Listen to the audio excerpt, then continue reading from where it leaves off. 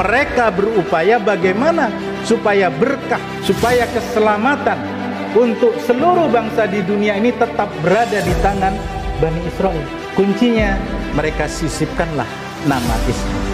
Jadi jelas anak yang dikorbankan di dalam Al-Quran adalah Ismail alaihissalam. Bagaimana dengan kitab mereka sendiri? Kitab yang diakui sebagai kitab suci oleh orang Yahudi dan orang Nasrani. Di dalam kitab Perjanjian Lama ada satu kitab yang biasa kita sebut sebagai Taurat.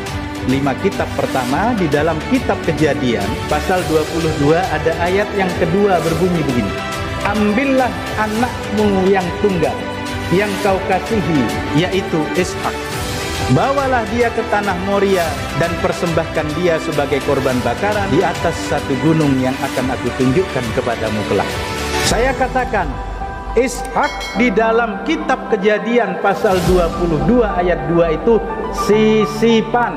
Kata Ishak di dalam kitab Kejadian pasal 22 yang diakui sebagai kitab suci oleh orang Yahudi dan Kristen saat ini, itu hanya tambahan dari orang-orang Yahudi supaya ada kesan bahwa anak yang dikorbankan ini adalah Ishak. Apa tujuannya? Seperti yang saya sampaikan tadi, dalam kitab Kejadian pasal 22 ayat 18 dikatakan, dari anak yang hampir kamu korbankan ini Ibrahim, seluruh dunia akan diberkati. Jadi mereka merebut janji Allah menjadi juru berkat dunia. Mereka menginginkan Ishak, mereka menginginkan juru berkah dunia ini selalu berada di tangan Bani Israel. Tapi Allah sang pencipta dunia, Allah yang mengutus para nabi dan rasul, menghendaki juru selamat, juru berkah bagi seluruh dunia itu adalah Muhammad sallallahu alaihi wasallam. Kenapa demikian? Kitab mereka sendiri mengatakan.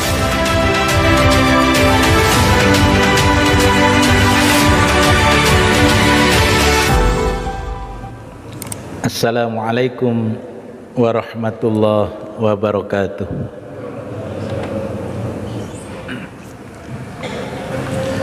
Innal hamdalillah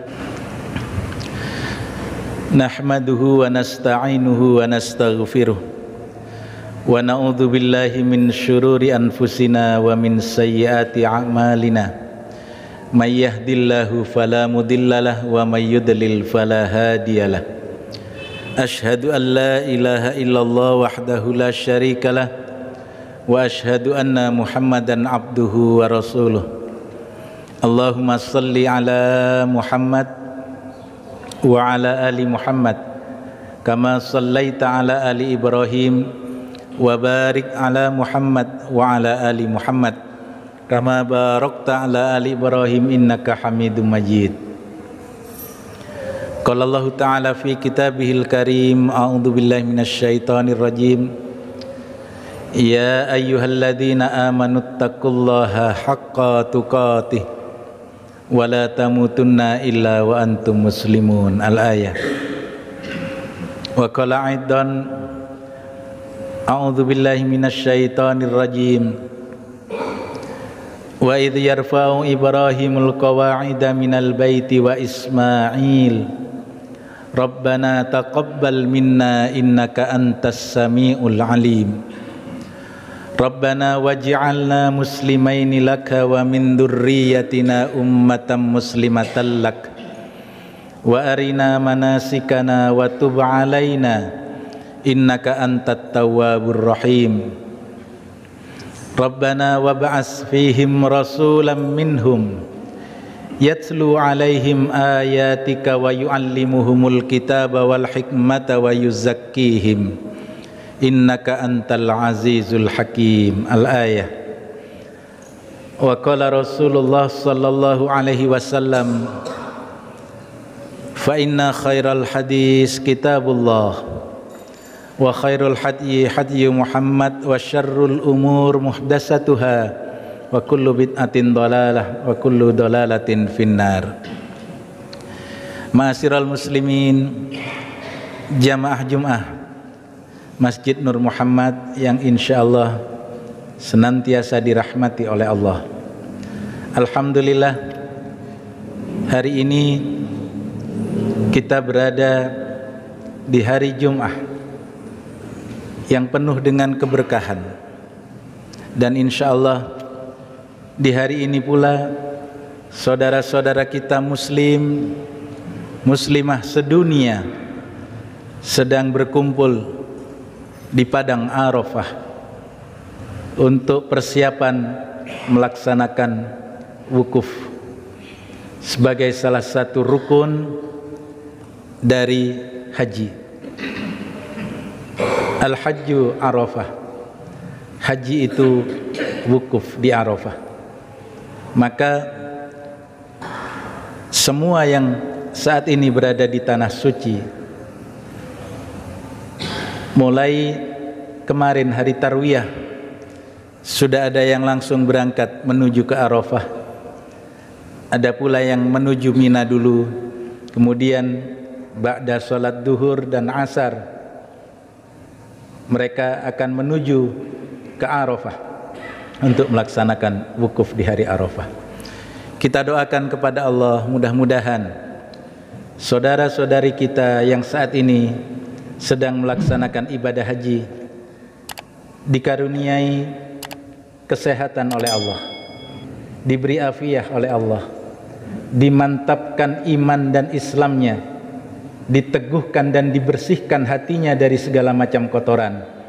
Haji umrah yang mereka lakukan semata-mata lillahi ta'ala, sebagaimana yang biasa diucapkan oleh Rasulullah sallallahu alaihi wasallam ketika beliau berniat berikhram, baik itu untuk umrah maupun haji. Labbaik Allahumma hajjan, hadihi hajjatan la riya'a fiha wala sum'ah. Kami penuhi panggilanmu ya Allah untuk menunaikan haji. Sesungguhnya hajiku ini la riya'a fiha wala sum'ah, tidak ada sedikit pun di dalamnya riya dan tidak ada sedikit pun di dalamnya sum'ah.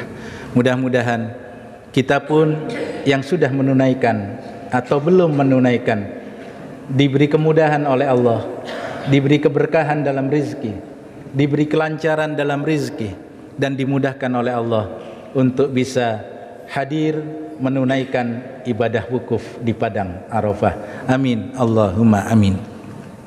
Jamaah yang dimuliakan Allah, setelah melaksanakan wukuf,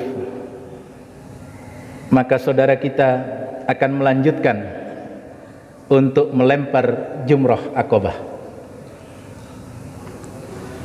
Sebagian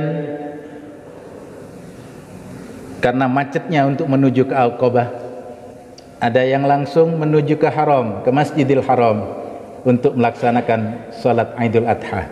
Kemudian kembali ke Mina untuk melempar jumrah Aqabah. Dan setelah itu pada tanggal 10 Dzulhijjah, 11, 12, 13 Dzulhijjah yang biasa dikenal dengan hari Tasyrik atau hari mendendeng, maka saudara kita dan kita yang ada di tanah air pun akan melaksanakan penyembelihan kurban. Satu momentum ibadah yang diawali dari sejarah ketaatan seorang ayah dan seorang anak kepada Allah. Setiap tahun tema ini selalu saya ulang dan saya sampaikan. Kenapa demikian? Karena setiap tahun pula selalu timbul pertanyaan, bahkan perebutan dari kalangan Islam menyatakan bahwa anak yang dikorbankan itu adalah Ismail alaihissalam. Sementara orang Yahudi kemudian bermakmum kepada orang Yahudi, yaitu Nasrani, mengatakan yang dikorbankan adalah Ishak alaihissalam. Yahudi, Nasrani, dan Islam, ketiganya mengklaim bahwa merekalah penerus agama Ibrahim alaihissalam. Merekalah yang paling setia terhadap ajaran Nabiullah Ibrahim alaihissalam. Nah, untuk itulah perlu kita ketahui, perlu kita review kembali, terus kita review. Karena apa? Agama di luar Islam pun ingin menonjolkan bahwa yang dikorbankan oleh Nabiullah Ibrahim alaihissalam adalah Ishak alaihissalam dan bukan Ismail alaihissalam. Tentu rujukan yang paling tepat untuk menyelesaikan dan menuntaskan masalah ini adalah kembali kepada perbandingan kitab suci. Orang Yahudi dan Nasrani mengatakan bahwa kita umat Islam ini tidak memiliki dasar. Ismail dikorbankan oleh Ibrahim alaihissalam itu hanyalah menurut anggapan, karena di dalam Al-Quran tidak ada disebutkan nama Ismail yang dikorbankan. Karena kalau kita merujuk ke dalam Al-Quran surah As-Saffat, Nabiullah Ibrahim alaihissalam berdoa, Rabbi habli minas salihin, wahai Tuhanku, karuniakan kepadaku seorang anak yang solih. Fabasyarnahu bighulamin halim, maka aku beri kabar gembira dia dengan kelahiran seorang anak yang sangat penyantun. Falamma balagha ma'ahu sya'ya qala ya bunayya inni ara fil manami anni azbahuk fandur madza tara.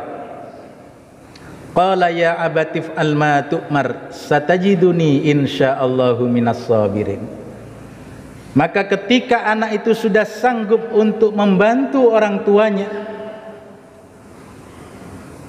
Ibrahim alaihissalam berkata kepada anak tersebut, wahai anakku tersayang, inni ara fil manam anni azbahuk fandur madza tara. Sesungguhnya ayah melihat dalam penglihatan ayah, dalam mimpi ayah. Ayah menerima wahyu dari Allah bahwa ayah menyembelihmu nak. Fandur madza tara. Coba berikan pendapatmu terhadap apa yang ayah lihat tersebut. Anak yang sudah digembleng dengan akidah yang baik, anak yang sudah ditanamkan nilai-nilai tauhid yang murni, anak yang sudah dididik untuk hanya patuh dan taat kepada Allah, menjawab, qala ya abatif al ma tu'mar satajiduni insyaallah minas sabirin. Wahai ayahku tersayang, laksanakan apa yang Allah perintahkan. Satajiduni insyaallah minas sabirin. Niscaya ayah akan mendapati aku sebagai seorang anak yang sangat sabar. Tidak ada sebutan atau tidak disebutkan siapa nama anak tersebut. Baru pada ayat ke-111 Allah berfirman, wa basyarnahu bi ishaqan nabiyyam minas salihin. Dan aku beri kabar gembira kepada Ibrahim dengan kelahiran Ishak, seorang nabi dari golongan orang-orang yang solih. Nah, inilah yang dipakai oleh orang-orang Nasrani dan Yahudi, bahwa yang dikorbankan oleh Nabiullah Ibrahim alaihissalam sebetulnya Ishak, bukan Ismail. Karena justru munculnya nama anak itu berada pada ayat yang ke-112 tadi yang bernama Ishak. Wa basyarnahu bi ishaqan nabiyyam minas sholihin. Ini menurut orang Yahudi dan Nasrani, yang dikorbankan adalah Ishak. Dan ini harus kita jawab, jamaah yang dimuliakan Allah. Ya. Ini bukan persoalan yang tidak penting, ini persoalan yang teramat sangat penting. Karena dari anak yang hampir dikorbankan oleh Nabi Allah Ibrahim inilah nanti Allah akan menurunkan juru berkah, juru selamat bagi seluruh bangsa di dunia.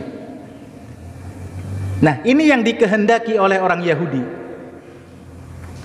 Mereka tahu bahwa kalau yang dikorbankan itu Ismail, Ismail akan menurunkan anak keturunan, bahkan satu bangsa yang bernama bangsa Quraisy. Dari tengah-tengah bangsa Quraisy itu ada seorang kakek bernama Abdul Muthalib. Dari Abdul Muthalib ada seorang laki-laki bernama Abdullah, menikah dengan Aminah, kemudian punya anak laki-laki bernama Ahmad atau Muhammad, yang pada usia 40 tahun Allah angkat menjadi seorang nabi dan rasul bernama Muhammad sallallahu alaihi wasallam. Ini yang tidak dikehendaki oleh orang Yahudi. Kalau yang dikorbankan Ismail, maka juru selamat dunia akan muncul dari keturunan Ismail. Bani Israel akan tersisih. Karena itu mereka berupaya bagaimana supaya berkah, supaya keselamatan untuk seluruh bangsa di dunia ini tetap berada di tangan Bani Israel. Kuncinya mereka sisipkanlah nama Ishak. Karena itu mereka mengatakan yang dikorbankan Ishak tidak benar. Al-Quran sudah sangat tegas dan jelas. Pada ayat 100 sampai 111 kisah pengorbanan itu, Allah memang tidak menyebutkan siapa nama anak itu. Karena memang seperti itulah yang benar. Karena waktu itu anak Nabiullah Ibrahim masih satu orang. Tanpa disebutkan namanya pun orang sudah tahu bahwa anak itu adalah anak yang satu-satunya dimiliki oleh Ibrahim alaihissalam. Dan anak itu adalah anak yang lahir pertama dari kedua orang istri Nabiullah Ibrahim alaihissalam. Dan siapa dia? Ismail alaihissalam. Dan itu diperkuat oleh ayat 112 ketika Allah berfirman, wa basyarnahu bi ishaqan nabiyyam minas salihin. Di situ ada huruf waw yang biasa disebut dengan waw ataf litartibi walittisali. Huruf waw yang menghubungkan dua peristiwa berbeda dalam waktu yang cepat tanpa ada peristiwa lain yang menghalangi kedua peristiwa tersebut. Jadi dua peristiwa itu apa? Peristiwa yang pertama, kelahiran anak Nabiullah Ibrahim yang kemudian Allah perintahkan untuk disembelih, kemudian Allah selamatkan anak ini. Setelah Allah selamatkan anak ini, barulah Allah memberikan kabar gembira yang kedua kepada Nabiullah Ibrahim, bahwa Nabiullah Ibrahim akan memiliki seorang anak lagi yang bernama Ishak, yang kelak oleh Allah akan diangkat pula sebagai seorang nabi.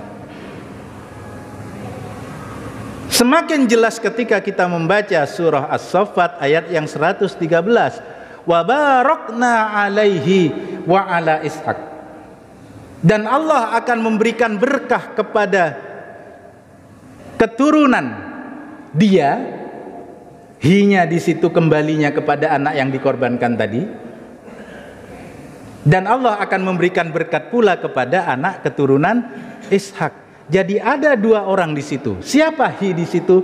Jawabannya Hi adalah anak yang dikorbankan. Siapa dia? Ismail alaihissalam. Diperkuat lagi dengan surah Al-Baqarah. Di mana peristiwa penyembelihan terjadi? Di bukit atau di Gunung Moria, di Mina, di sekitar Mekah. Mina, Arafah, Mekah, kurang lebih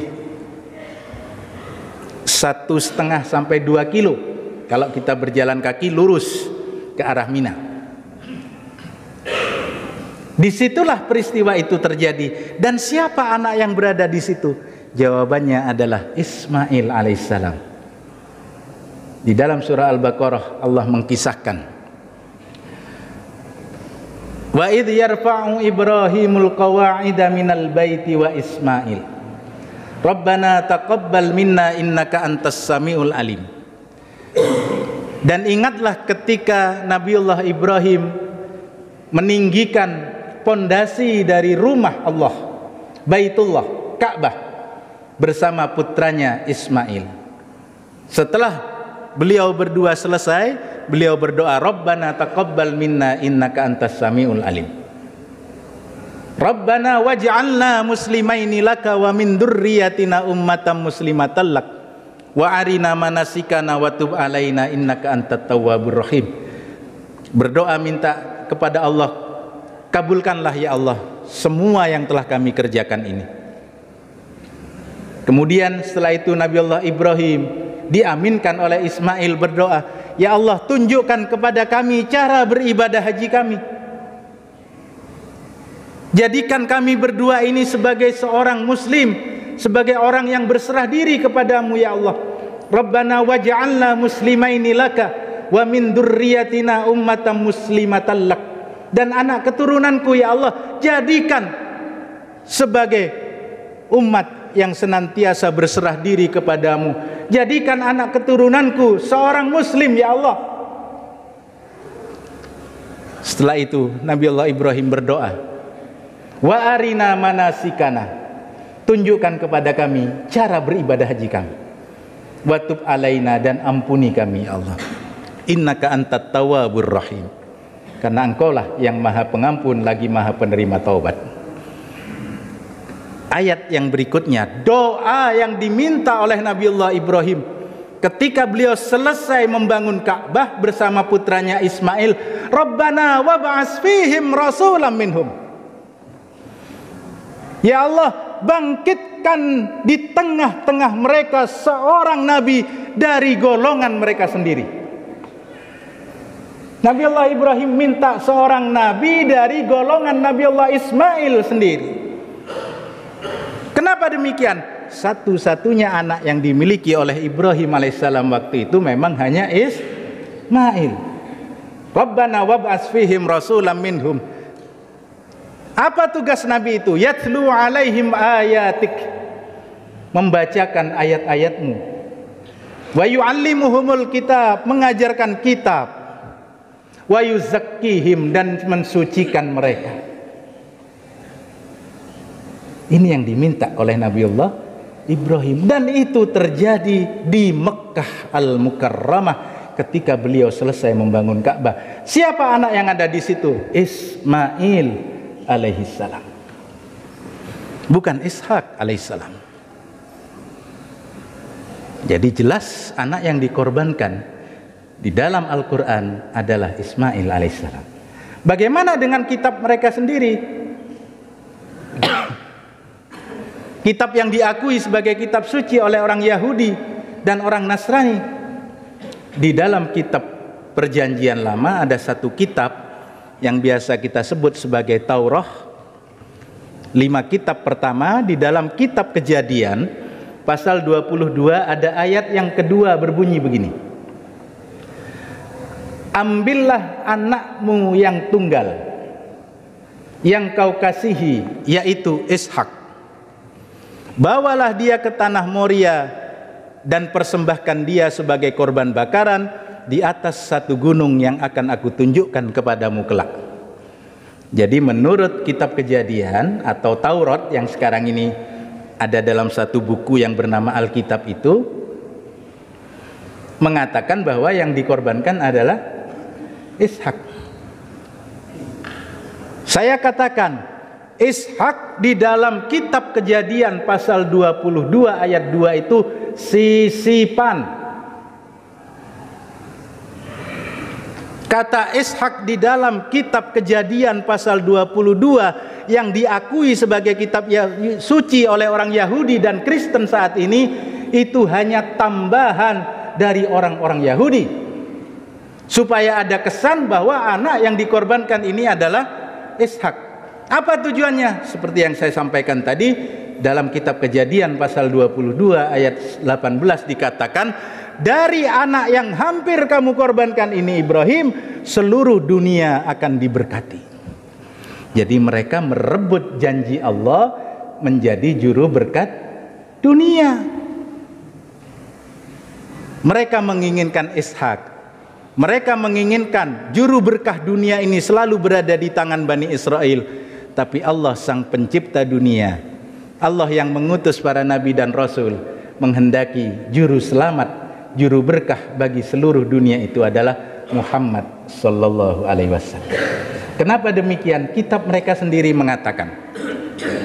Kejadian pasal 16 ayat 16. Umur Ismail ketika lahir, umur Ibrahim ketika Ismail lahir 86 tahun. Kitab Kejadian pasal 21 ayat 5, umur Ibrahim ketika Ishak lahir 100. Ada selisih 14 tahun antara Ismail dengan Ishak, lebih tua Ismail. Kalau Allah berfirman, ambil anakmu yang tunggal, itu artinya anak Ibrahim waktu itu masih 1, bukan 2. Kalau Allah memerintahkan ambil anakmu yang tunggal, anak itu masih 1, berarti anak itu yang lebih tua, yang dimiliki oleh Nabiullah Ibrahim. Siapa dia? Jawabannya Ismail. Karena itu jamaah yang dimuliakan Allah, jangan pernah ragu, jangan pernah gentar ketika ada para misionaris, para pendeta, para rahib hendak mengatakan kepada kita, anak yang dikorbankan oleh Ibrahim adalah Ishak. Katakan, bohong. Anak yang dikorbankan oleh Ibrahim alaihissalam adalah Ismail. Itu disebutkan oleh Allah baik di dalam kitab sucimu maupun di dalam kitab suci kami. Aqulu qouli hadza astaghfirullahal adzim innahu huwal ghafurur rahim. Alhamdulillahi rabbil alamin. Wassalatu wassalamu ala asrafil anbiya wal mursalin wa ala alihi wa sahbihi wa man tabi'ahum bi ihsanin ila yaumiddin. Qala Allah ta'ala fi kitabihil karim, a'udzu billahi minasyaitonir rajim. Ya ayyuhalladzina amanu taqullaha haqqa tuqatih wa la tamutunna illa wa antum muslimun. Jamaah yang dimuliakan Allah, insyaallah besok di halaman Masjid Nur Muhammad ini akan dilaksanakan salat Idul Adha. Jadi bagi jamaah yang yakin, memiliki keyakinan bahwa hari ini adalah 9 Dzulhijjah dan besok adalah 10 Dzulhijjah, monggo bisa bersama-sama dengan keluarga melaksanakan salat Idul Adha di Masjid Nur Muhammad ini. Insyaallah ada beberapa tempat di Sumeneb yang akan dilaksanakan salat Idul Adha besok, dan ada pula yang melaksanakan salat pada hari Ahad. Mudah-mudahan amal ibadah kita mulai dari awal bulan Dzulhijjah, hari ini siam kita, wukuf saudara kita, dan besok ketika kita menunaikan salat Idul Adha ataupun keesokan harinya, kurban kita semuanya dicatat oleh Allah sebagai ibadah yang ikhlas hanya karena Allah semata.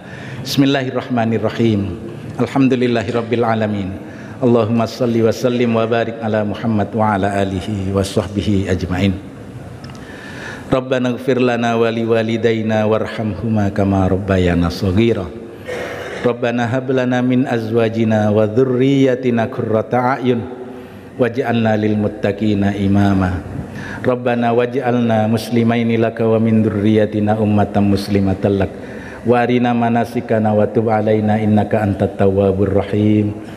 Rabbana atina fid dunya hasanah wa fil akhirati hasanah wa qina adzabannar. Allahumma ansurna wansur ikhwanana al muslimin al mujahidin fi kulli makan wa fi kulli zaman ya aziz ya jabbar ya arhamar rahimin.